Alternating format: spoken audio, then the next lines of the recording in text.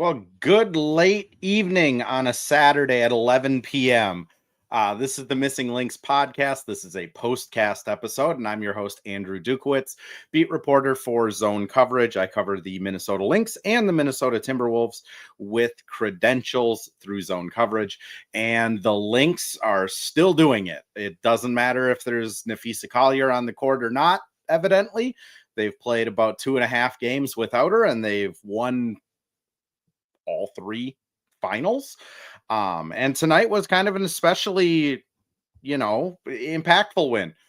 Before I get too into the podcast, though, I do want to just acknowledge that there is some craziness going on in the world right now. And I am just going to say that I have always used sports throughout my entire life as a distraction from the terrible things that go on outside of sports, regardless of political ideation or personal beliefs or anything. I believe sports at their best is a way to bring happiness to people and to provide a distraction from really tough things in life. So, with that being said, I'm going to keep this as a sports podcast, knowing that there is craziness out there, and hopefully this can at least be a distraction to a few people tonight. That being said, Lynx win 82-66 over the LA Sparks. They are now 3-0 against the Sparks this season, 12-1 on the season overall, and they pull a full game ahead of the Liberty in the overall seeding standings. And this game for the Lynx was just kind of, for people who are just starting to watch the Lynx this season, this was very reminiscent of a game that they would have played last year, where the offense just looks disjointed. It doesn't look like it has any flow to it. It's just kind of herky-jerky, a lot of turnovers. And somehow they get in the mud with their opponent and start a rock fight. And eventually their opponent would kind of fold. And then the Lynx would just take over at the end of the game. And that was kind of the general feel of this game. First quarter, Lynx were up 5. And, you could kind of tell it just wasn't, obviously Napheesa Collier isn't playing. And she is the front runner for MVP. She's second only to Caitlin Clark in all-star votes. She's the defensive player of the year. She's everything for the Lynx. But you could just kind of tell even with that being acknowledged, their just flow was off. Williams was playing out of her mind. McBride hit a couple nice buckets, but it just seemed weird. And I tweeted about it after the first quarter of it, just like with just looking at the stats on paper, the Lynx should be up by 10-12, not just 5. And then the wheels kind of fell off. They ended up losing the second quarter. They had a stretch of over 5 minutes where they did not score a basket. From the 8-minute mark to the 3-minute mark, they went over. Sparks took a 1-point lead going into the half time break. And then third quarter, the Lynx kind of came out again, just it wasn't great. A lot of turnovers, a lot of points allowed in the paint. They were fouling quite a bit. It just, again, seemed like their offense was just disjointed. And, credit to the Lynx, when their offense is disjointed, they still play absolutely remarkable defense. I mean, the rotations were great. Even missing the defensive player of the year in Fee, they still, held the Sparks to sub 70 in the game. And then, at the end of the third quarter, there was a steal from Carly, a kick up to T, kicked it up to Diamond Miller, who hit a layup. And that layup kind of sparked what the fourth quarter would end up being. And it's the second game in a row where Diamond Miller's energy and just kind of activeness sparks this Lynx team. And if you haven't seen it yet, she hits the layup and then she goes to give Natisha Heidemann a chest bump and bumps her so hard that she literally gets kicked off the TV screen. She's just gone. Diamond was hyped. After that play, they come into the fourth quarter and they hold the Sparks to 12 points. The defense was an absolute masterclass in the fourth quarter. They put the clamps on Plum. They weren't allowing anything. 3 shot clock violations in the fourth quarter alone. It just was completely different. And on the other side of the ball, K-Mac got hot. And again, longtime fans of the Lynx, we've seen this through K-Mac's entire career here, that when she is feeling it, she can just go supernova in a heartbeat. She hit a really tough layup for an and one, let out some emotion after that, and then it was off to the races. K-Mac's probably the story of the game. If you're just looking at the box score, 29 points, 1 rebound, 1 assist, 5 of 7 from 3. She was plus 12. I believe I don't have my quarter splits up, but I believe she had 15 points in the fourth quarter alone. She had this like ridiculous underhand, like flick scoop shot in the fourth quarter too, that just, she was feeling it. And they needed that from K-Mac on a night where they don't have Fee.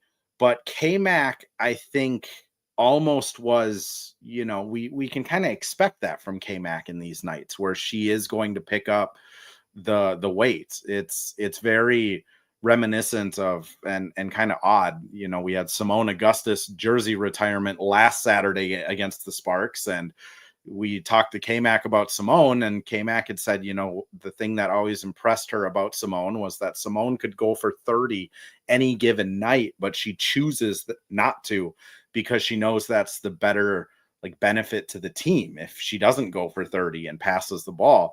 And this is a testament that K-Mac could probably go for 30 any night. And it's just, she knows that her role is scoring 15 to 18 and moving the ball and playing awesome defense. But on a night like tonight, 9 for 13 overall, 29 points, again, went supernova in the fourth.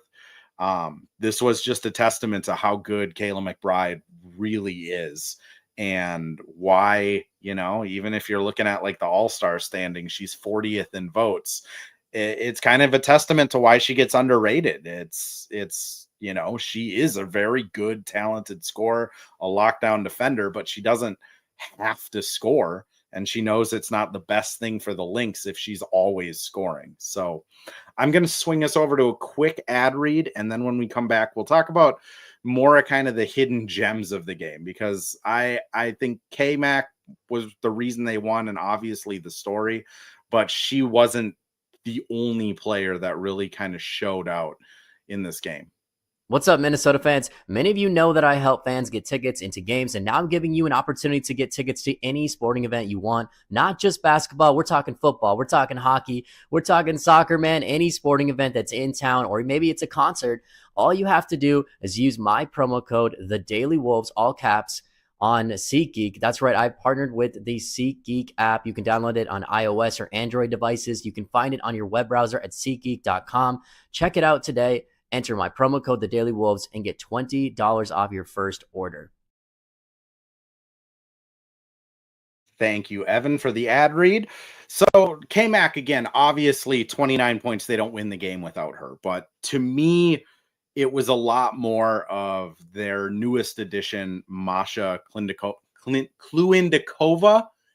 She prefers to go by Masha, probably because people like me butcher her name all the time. But 12 points, 8 rebounds, 2 assists, 5 of 10 from the field. She was a game high plus 25. She also was just felt on the defensive side, ended with 3 steals and 2 blocks. If you're really going to put any negative on her game, it was that she did have 3 turnovers, and a couple of those were pretty tough turnovers where she just got picked. Another one where she fell trying to stop and it wasn't great, but those are just things that are going to happen when you don't have Fee and you have 20 turnovers, and as a team everyone was turning the ball over. But Masha just it's interesting when a player gets signed mid-season and they've been here for 2 weeks. English is not their first language. It's, I would argue, not even their second language, as she's from Russia. And the name of this stream is Thank You LA, because the reason Masha is here is because LA cut her. And I think it's very fitting that Masha has probably the 2 best games in her professional career this season against LA. This being her first start of her career, getting 27 minutes. But also it's a testament to why basketball is so fun. I mean, you don't have to speak the same language as your teammates if you know how to play. Cheryl, after the game, was saying that they were still installing plays for Masha this morning at shoot around. She still doesn't know the entire like playbook and what the Lynx want to do. Um, Cheryl told a story of how Masha, anytime they like explain something to her, Masha will just kind of go, mm-hmm.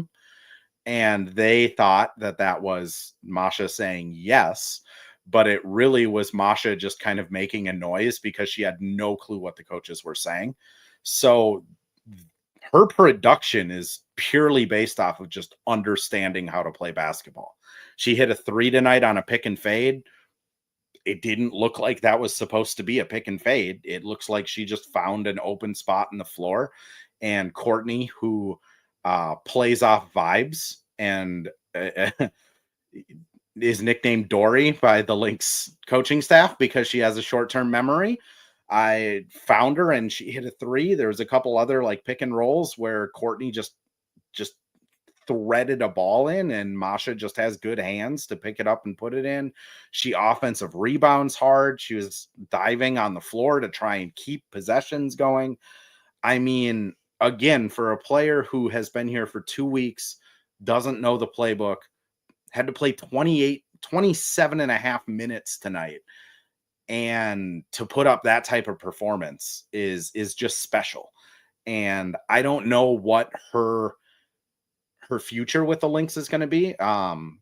It was asked after the game if Jessica Shepard was going to be making her return soon, and Cheryl said her expectation is that Shep is on a plane tomorrow or Monday to meet up with them in Washington.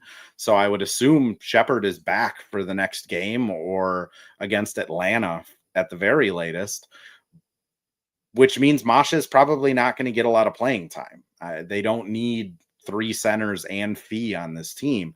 And I would assume, based off of how Fee was dancing after the game, how, she was listed as questionable yesterday, I would assume Fee's probably good to go next week as well. I just don't know what her future on this team will be other than just a, energy player if they absolutely need the length to get rebounds, if there's another injury. But in 2 out of the last 3 games, she has been excellent. And I think that should be acknowledged because it just opens doors for the Lynx. It's one of those things that I talk about often on other podcasts or with other writers of these type of moments are just moments that you put a pin in and you save them for the playoffs because you don't know. It could be they're playing Atlanta in the finals, or they're playing Indiana in the finals, or New York in the finals, and they're getting crushed rebounding the ball, and they go with Masha over Land for 5 minutes because of these performances against the Sparks, because of her feel for the game. The other person I really wanted to shout out was Diamond Miller. She, again, arguably had her best game of the last 18 months against the Aces on Tuesday. Oh gosh, what day is it? I'm in a time warp with how much basketball is going on right now. But anyways, the last game against the Aces, Diamond had probably her best game in the last 18 months. Her first shift in this tonight's game against the Sparks, it was pretty choppy. It was pretty rough. I don't think, it was just 3 minutes long, and Cheryl went back to BC and K-Mac, but the third quarter stint, she got 7 minutes. She scored 4 points. She got to the line the second she got into the game, had a pretty nice block, and then had that transition layup to end the third that really sparked the Lynx into what I think was the fourth quarter like surge. Energy means a lot. And then you have Alyssa Peely, who after the game, Cheryl came out and said that it was kind of a debate amongst the coaches, and they even involved the players to decide who was going to be starting for Fee tonight. And they ultimately decided to go with Masha, but Peely was the person they were discussing in Masha's place. And Peely came out tonight, 5 points, 4 rebounds, hit a 3, also had a steal. She only had 1 turnover, which in in 19 minutes of Alyssa Peely to have 1 turnover.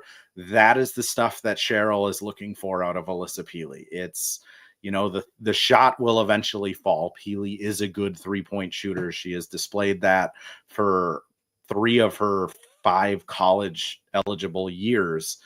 It will eventually fall. It's how do we get Peely to not turn the ball over? How do we keep her in a place on defense where she's able to navigate and not be picked on?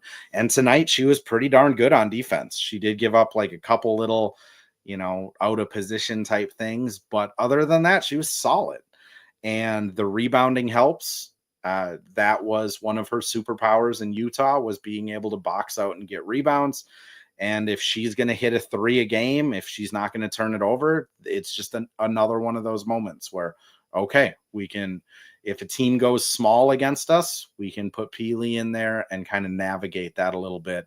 And as long as she's playing like this, she can probably keep those minutes. But Peely is also one of those players that when Fee is back and healthy, it's hard to see where her minutes come from on the court. Which is tough. It's tough to be a young player playing behind like a Hall of Fame caliber player, but then also the depth they have with Lan and Shep and Diamond and now Masha. The point guard play tonight, just to be honest, between Court and T, 22 points, 5 rebounds, 12 assists.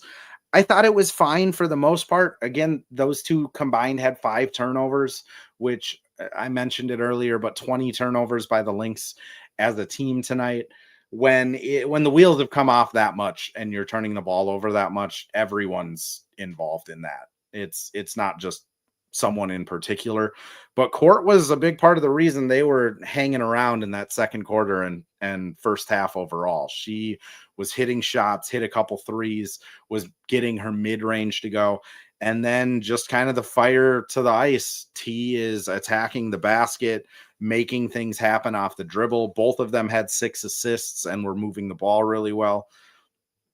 It's just an interesting mix with those two because they complement each other so well offensively, and now they both have just kind of taken another step defensively to give the Lynx really this 2-headed point guard monster that they can deploy at the same time, which they did in the third to kind of generate some offense. It didn't work particularly well, but they did it in hopes. And I do want to just mention kind of if we want to nitpick on this game, because it was a rock fight, and I think it's encouraging that they won it without Fee. But Alana Smith had a really tough game. 1 for 4 from the free throw line. I think she's shooting around 30% from the free throw line on the season. 1 for 3 from 3. She wasn't particularly great on the defensive side playing next to Masha. Again, the team overall played excellent, but there was a couple times where Masha and Lan kind of both half-stepped to contest a layup, and no one fully committed. So, like, Plum bursted through the lane for a finger roll. There's other times where just on some rotations, it seemed like Jackson got open a couple times in the first half. That largely cleaned up in the second half by Lan, but I'm not going to say like Lan had a bad game because Fee was missing. I think it was just really, there's a lot of communication that goes on in the back line of a defense. And when playing with somebody that hasn't necessarily been on the team very long, there's that language barrier, the cultural barrier. I think it just kind of threw them for a loop for the first 20 minutes of the game. Bridget Carlton, also 21 minutes, 1 for 2 from 3, seemed pretty ineffective for most of the game. A colleague of mine, Terry Horseman, noticed that Bridget was getting her elbow looked at quite a bit by the training staff over on the bench in the first quarter. So maybe that's why she wasn't as willing to shoot, or why she didn't get the minutes that we normally see Bridget get, especially in a game like this. This is normally a game where Bridget plays 38, 39 minutes. So I'm willing to chalk that up to maybe it was just something got dinged up. She also had 4 fouls, which, she did miss big chunks of the game too, because she was in a little bit of foul trouble. And then I think we do have to talk about the Carly Samuelson of it all as well. Just 1 point tonight, 0 for 1 from the field, 1 for 2 from the free throw line. She did get 15 minutes coming into this game. 3 out of her last 4 games, she's gotten under 10 minutes. I don't know if it's her shot isn't falling, so they just don't feel the need to give her minutes. I feel like her defense has still been pretty okay. Tonight she got switched on to Ben says here Chuck was looking at Bridget's elbow. Looked like maybe she got a stinger or something. That's my assumption. I mean, if it's weird for Bridget not to play 38 minutes. So hopefully it's nothing serious. PR didn't send anything out, so it wasn't like she was questionable return. She finished the game, so I'm not worried about it. But back onto Carly, it's tough because this Lynx defense really works on the shell model where you on ball pressure and don't allow a lot of penetration. And Carly does give up some of that penetration, which when you're funneling that to a Lana Smith or a Napheesa Collier, it could be tough. But it's noticeable that 3 out of the last 4 games before tonight, she had been playing under 10 minutes. The only game she played over 10 minutes was the Sparks blowout. And tonight she only got 15. Ben here says too, she might be dealing with a sore back that he noticed during the game from his seats. Carly, I think, it's hard to get a read in training camp and preseason. She was wearing a thumb brace a lot on her shooting hand. She's also, in practices very often she'll finish like her shooting drill and then have like 17 bags of ice on her calf and knees. I know she has been wearing like the strap-on heating pad, and one game I think she had a back brace underneath her warm-up. It's tough with players in general because I think everyone's dealing with something. I mean, even like if you look back to last year, like Courtney Williams, it came out after the season that she had like a torn tendon in her hand and played through the whole playoffs with a torn tendon. And so did Sabrina, for that matter. It's just interesting because they battle through a lot more. Even Coach Reeve was talking about it in regards to Fee, where she's saying, she has that plantar fasciitis issue that never really goes away. She has a bulging disc in her back that she's been dealing with for the last couple seasons. She has these on and off like knee issues that seem to flare up and go away. And Fee still goes out there and plays like an MVP and scores, 20 something points a game and plays 37 minutes. So it's just tough. It's tough to figure out where the injuries are coming from. Quick preview for the next game. They are playing Washington. It'll be their first East Coast road trip. Washington's one of those teams where it's tough to, you look at their record and it's easy to say, okay, this should be an easy one, 5-8. Lynx are probably objectively better, but Washington is a really physical team and they play a lot of inside out basketball. So a lot of shots at the rim, 3-point shots. I think the Lynx are probably going to be fine, especially if Shep is back, especially if Fee is back. I think a full strength Lynx team is I mean, objectively a lot better than Washington. But then after Washington, you have Atlanta. And to me, we'll touch on that game more after they finish off the Mystics, or hopefully finish off the Mystics. But Atlanta is going to be that measuring stick. I had talked about it before the Vegas game, but then Aisha Wilson didn't play. You could say, oh, well, the Lynx beat the Suns both times they played, and the Sun are a good team, but they beat the Sun both times without Alyssa Thomas. The only kind of blemish on the Lynx is that they not the Sun, the Mercury they beat twice without Alyssa Thomas. But I think the only blemish you can put on the Lynx right now is that they haven't really played another top tier team. And that's in part due to the scheduling gods in the WNBA saying, you're not playing New York until July and August, but it's also, you can only play who's in front of you. And I think if the Lynx can come out take care of Washington, and then have a really good, impressive win against Atlanta, hopefully they will start to get a lot more of the coverage that they honestly deserve at this point. They have a full game over the Liberty. Jonquel Jones just got listed out for 4 to 6 weeks. So the Lynx could really start to build on this and build up a lead in the standings. On that note, thank you everyone for popping in on another Lynx post-game pod. I am Andrew Dukowitz of Zone Coverage. You can follow all of my work at ADukeMN on X. We had 663 people swing by the live tonight, so I appreciate all of you guys for coming in. This post-game pod is for the Lynx fans. I mean, you guys are awesome. When I jumped in on the Lynx beat last year, you welcomed me with open arms, and I just want to give you guys more content that you deserve. And as long as people are still listening to this, I'm happy to keep doing it. So until the next time, go Lynx.